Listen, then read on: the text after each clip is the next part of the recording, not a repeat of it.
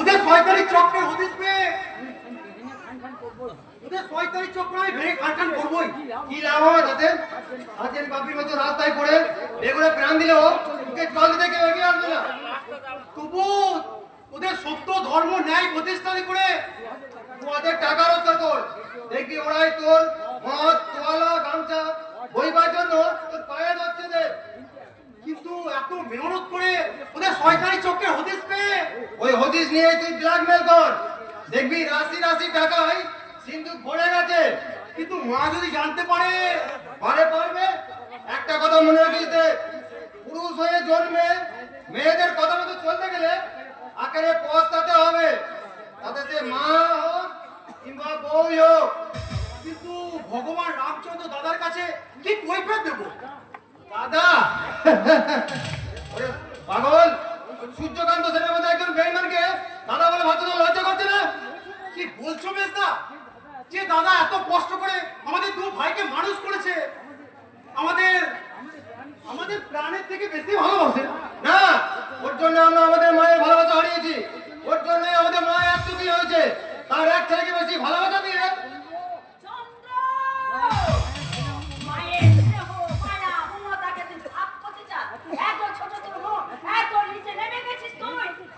মেজদা তো ঠিক কথাই বলেছে মা। তুমি চিরকাল এক চোখামি করে ওই বড় ছেলে করে ঝয় টানো নেই কেন? আমরা কি তোমার ছেলে নয়?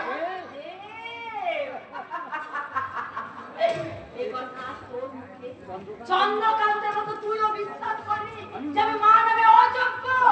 আমি বলিনি মা, কিন্তু তুমি কি প্রমাণ করতে পারলে? তুমি আমাদের তিন ভাইকে সমান চোখে দেখো। এই আজ আমাকে এই কথা শুনতে হলো। সারা জীবনে ত্যাগ তিতিক্ষা দুঃখ কষ্ট জ্বালা যন্ত্রণা সহ্যই কি এইটাই পুরস্কার থাকো? এইটাই কি পুরস্কার? ভগবানের কাছে অভিযোগ জানিয়ে কোনো লাভ নেই মা, কারণ আজ আপনি যে জ্বালা যন্ত্রণা ভোগ করছেন তা আপনার নিজের দোষে। ও মা, কি বলছো তুমি? কি বলছো? আপনার দুটি যোগ্য সন্তান থাকতে আপনার পরস্পর সৎ সন্তানকে ওই সতীর কাণ্ডকে আপনি আরো নিজের করে চোখে ভরে দেখছেন। চুপ করো মা, চুপ করো। তোমার মুখে আমি সূর্যের সমালোচনা শুনতে চাই না। তা চাইবে কেন? সত্যি কথাগুলো গায়ে ঝাড় লাগে তাই না? লাগছে, কেন লাগছে না? ও কতটুকু জানে আমার সূর্যের সম্বন্ধে, যে তাকে সৎ ছেলে হয়ে ব্যঙ্গ করছে আর তোরাই বলছে আমার মানুষ। তোমার আজে বাজে কথা তোরা নীরবে এটা হজম করার কি আছে মা? একটা জ্বলন্ত সত্যের বিরুদ্ধে মিথ্যা প্রতিবাদ না করাই তো ভালো। সত্যিই তুই আমার শিক্ষিত ছেলে, এই দেশের আইনের ন্যায় রক্ষ ধর্ম প্রতিষ্ঠাকারী মা। তুই তো তোর নিজের জীবন থেকে সত্য ন্যায় ধর্মকে বিসর্জন দিয়েছিস, তাহলে তুই কি করে করবি? দুষ্টের কালো আমাকে ভাবতে দাও মা, ও বিষয়ে তোমার জ্ঞান না দিলেও চলবে। ও তো ঠিক কথাই বলেছে মা, এক গাছের চাল কখনো অন্য গাছে লাগে না। এটা বুঝাও না বুঝাও ভান করে তুমি যদি ওই সৎ ছেলেকে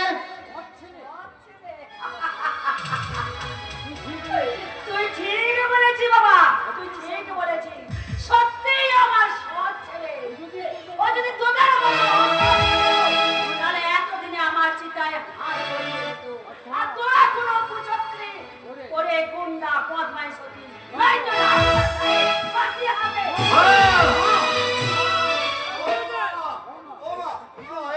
তোমরা সবাই এখানে আছো, কি ব্যাপার? সবাই এত নীরব নিতর কেন? তবে কি বাড়িতে কোনো অঘটন? না বাবা না, এই বাড়িতে কোনো অঘটন ঘটেনি বাবা। কিন্তু বাইরে ঘটেছে মা, জানো সবাই বলা বলি করছে আমার দেব নাকি অসৎ ঘুষখোর পুলিশ অফিসার। আমার আদর্শবাদী ভাইয়ের নামে এত বড় একটা মিথ্যা বদনাম। মিথ্যা হবে কেন? ঘুষ নেওয়াটা পুলিশের এজেন্সি একটা ধর্ম। হ্যাঁ ধর্ম? তুই কোন ধর্মের গাড়ি আমাকে শোনালি রে? তোদের ওই ধর্ম নামক অধর্মটাকে আমি মনে প্রাণে ঘৃণা করি। কিন্তু আমি ভালোবাসি, কষ্ট করে মেহনত করে খরচ করে পড়াশোনা শিখে চাকরি করছি, দু হাতে টাকা রোজগার করে জীবনটাকে উপভোগ করার জন্য। ময়লা পোশাক পরে মুখে মধু থেকে থাকার জন্য নয়। আমি এই কথাগুলো ঠিক শুনছি তো চন্দ্র? দেবের কথাগুলো ও তো ঠিকই বলেছে দাদা, তুমি মূর্খ মানুষ, আর ধুলো কাদা মেঘে জঙ্গলি ভূত সেজে থাকতে পারো, কিন্তু আমরা শিক্ষিত চাকরিজীবী, আমরা কি তোমার মতো তোমার মতো চিৎকার করো না, ভুলে যাও না এ বাড়ি সবাই তোমাদের মতো কম নয়, নাহলে বাড়ি থেকে তোমাদের বের করে দিয়ে বাধ্য হবো। চলাই দে। যাও। দাঁড়িয়ে রইলে কেন বাবা? যাও ওদের জল খাবারের ব্যবস্থা করো। ওটা আমাকে ভাবতে দিন না। আপনি শুধু শুনে রাখুন, ধীরে ধীরে এই সংসারটাকে আমি একেবারে শ্মশানে পরিণত করব। আর হ্যাঁ, যত দোষ আছে সব আপনার ঘাড়ে চাপাবো। আর সেই অপরাধের বোঝা থেকে আপনি ঘাট থেকে কিছুতেই নামাতে পারবেন না। তোমার বাবা দাদারা কি তোমায় এই শিক্ষাই দিয়েছে? না, আরে শিখে দিতে হবে কেন? কিন্তু বাবার অপমানের প্রতিশোধ নেওয়াটা তো ছেলে মেয়েদেরই কর্তব্য, বলুন।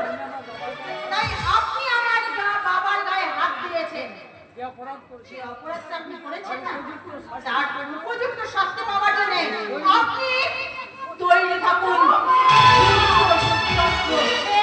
আপনি তৈরি থাকুন।